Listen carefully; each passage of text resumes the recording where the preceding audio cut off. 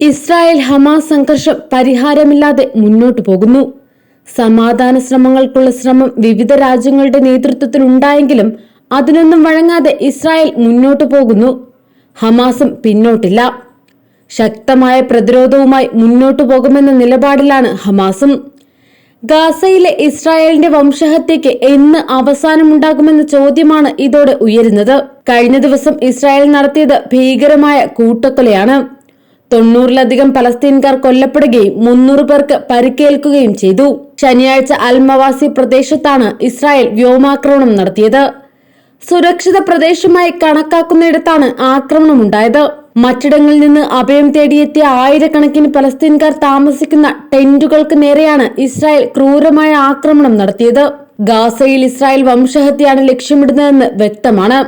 എന്നാൽ അഭയാർത്ഥി ക്യാമ്പുകൾ ഉൾപ്പെടെ സുരക്ഷിത മേഖലയെന്ന് ഇസ്രായേൽ തന്നെ അംഗീകരിച്ചിട്ടുള്ള പ്രദേശങ്ങളെ ലക്ഷ്യമിട്ട് നിരവധി ആക്രമണങ്ങളാണ് സമീപകാലത്തായി ഇസ്രായേലിന്റെ ഭാഗത്തുനിന്ന് ഉണ്ടായത്. ഇസ്രായേലിന്റെ ഈ സമീപനത്തിൽ എതിർപ്പുമായി കൂടുതൽ രാജ്യങ്ങൾ രംഗത്തെത്തിയിരിക്കുന്നു. അറബ് രാഷ്ട്രങ്ങൾക്ക് പുറമെ യൂറോപ്യൻ, അമേരിക്കൻ രാജ്യങ്ങളും സംഘർഷത്തിനെതിരെ രംഗത്ത് വരുന്നു. ഏറ്റവും ഒടുവിൽ ഗാസയിലെ പലസ്തീനുകൾക്കെതിരായ ആക്രമണങ്ങളെ അപലപിച്ച് ബ്രസീലാണ് രംഗത്തെത്തിയത്.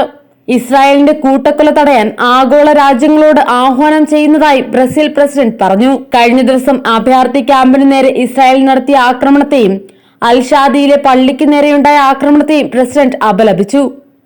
ജനാധിപത്യ ലോകത്തെ രാഷ്ട്രീയ നേതാക്കൾക്ക് ഈ കൂട്ടക്കൊലയ്ക്ക് മുന്നിൽ നിശബ്ദരായിരിക്കാൻ കഴിയില്ലെന്നും അദ്ദേഹം പറഞ്ഞു. ഗാസയിൽ പലസ്തീനുകൾക്കെതിരെ ഇസ്രായേൽ നടത്തുന്ന ആക്രമണങ്ങളിൽ നിശബ്ദത പാലിക്കരുതെന്നും ബ്രസീൽ പ്രസിഡന്റ് ലോകത്തോട് ആഹ്വാനം ചെയ്തു. പലസ്തീൻ ജനതയെ കൂട്ടമായി ശിക്ഷിക്കുന്നത് ഭയാനകമാണെന്നും അദ്ദേഹം കൂട്ടിച്ചേർത്തു.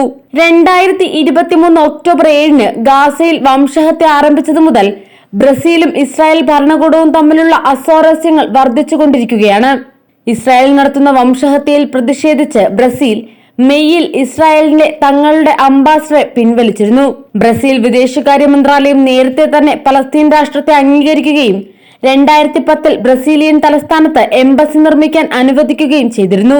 കഴിഞ്ഞ മാസം ആദ്യം പലസ്തീൻ രാഷ്ട്രത്തിനുള്ള പിന്തുണ പ്രകടമാക്കി ബ്രസീൽ പലസ്തീൻ അതോറിറ്റിയുമായി ഒരു സ്വതന്ത്ര വ്യാപാര കരാറിലും ഒപ്പിട്ടിരുന്നു.